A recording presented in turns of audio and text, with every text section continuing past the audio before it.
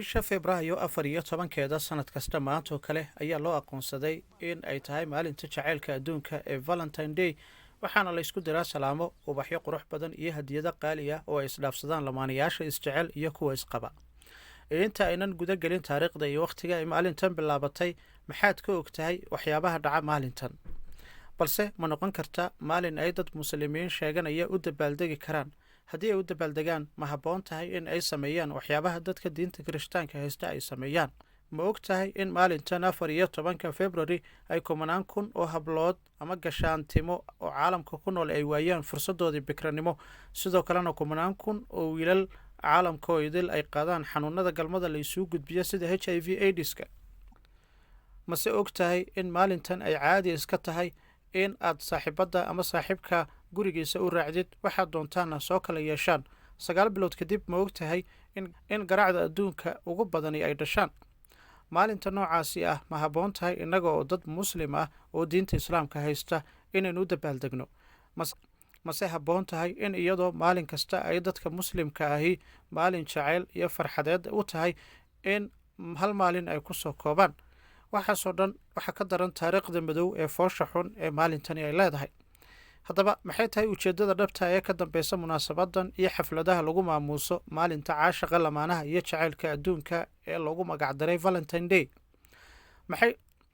marka ay dhagahaga ku soo dhacaan ereyga Valentine, waxaa markiiba dareemaysaa in magacani micno ahaan uu dhadhamayo inay ka soo jeedo diinta kirishtaanka ama caadooyinkii hore ee Romanka.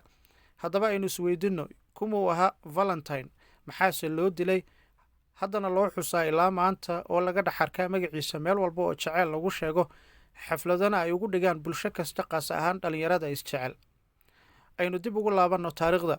qarnigii 13aad dhalashadii nabi ciise calayhi salaatu wasalaam kadib, waxaa jiray boqor la oran jiray Claudius oo ka talin jiray dalka Talyaaniga. boqorkaasi waxa uu amar ku siiyey dhallinyarada in aysan guursan karin, kuwaasi oo ahaa ciidan uu ku ilaashado awooddiisa maamul iyo sharafta boqortooyadiisa.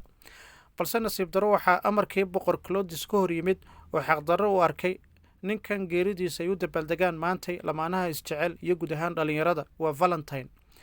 wuxuu bilaabay inuu si qarsoodiya u guursado dumar fara badan.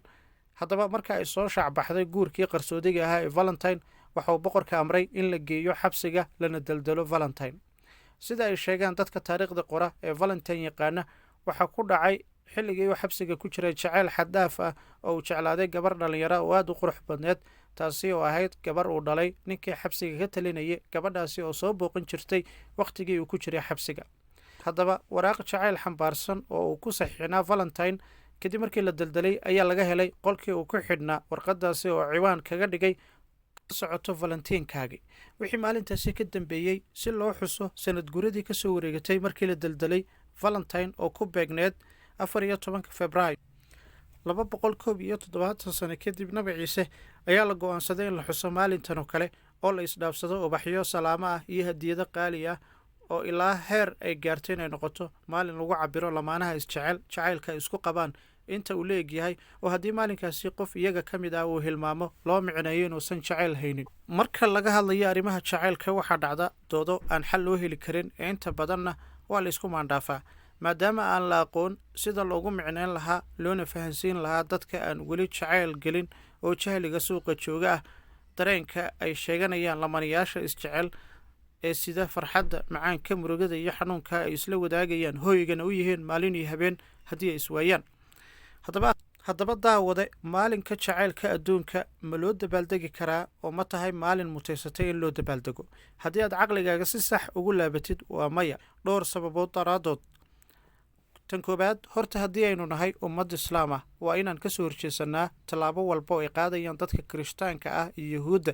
waa inaynu qiimeenin waxa ay qiimeynayaan iyo waxa ay bunbuuninayaan, maadaama aynu kala nahay dad aan diin ahaan iyo dhaqaan ahaan waxba isku darsaneen, adduun iyo aakhirana aanu isku wada marayn.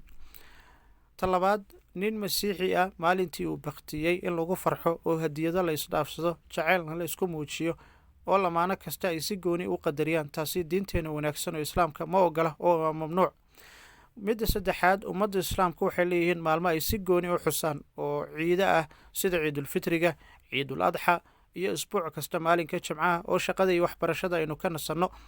intaasi waxaa dheer in faamili kasta iyo waddan kasta ay leeyihiin maalmo ay si gooni u qadariyaan, hadiyada iyo xafladana ay u wada dhigtaan. waxaa ka mid ah maalinkan ay lamaanaha isqaba isguursadeen, dhalashadii caruurtooda iyo wixii lamid ah. valentine waxaa loo dilay inuu kasoo horjeestay sharcigii waddankiisa. waxa uu sharcigaasi ku duunshayna waxaa la sheegay inuu yahay jacayl oo uu u qaaday dumar fara badan oo uu guursaday. dadka isjecel waxay ku doodaan maantay in qof walba hal qalbi leeyahay. marka sidee ku suurta gashay in valentine oo lagu tilmaamay inuu ahaa aabbihii jacaylka inuu jeclaado waxaasoo dumara oo weliba wada guursaday? soo lama dhihi karo valentine naftiisa ayaaba ahaa cadowgii jacaylka, oo waa haddii dhab loo hadlayo ama loo aaminsan yahay inuusan jirin qof laba qalbi leh. soo lama dhihi karo ninkii tumashada iyo baahida jinsiga si qarsoodi lagu kala dhammaysto sharciyey waxa uu ahaa valentine. su-aashan waxa ay quseeyaan oo aan ku baraarujinaynaa dadka ku guda jira una dooda in jacayl uu yahay wax wada dhex mara laba qof oo keliya. haddaba walaalaha muslimiinta ah oo isdhowra, inta ilaahay idinku waajibayna ka soo baxa marka hore. intaasi ayaaba howl idinkugu filan. waana caqli xumo inaad isku mashquulisaan wax aan la idin dirsanin, ajar iyo xasanaad midna idinkugu jirin, in dembi, caro iyo rabbi iyo cadaab aakhira idiin horseedaan ma ahane.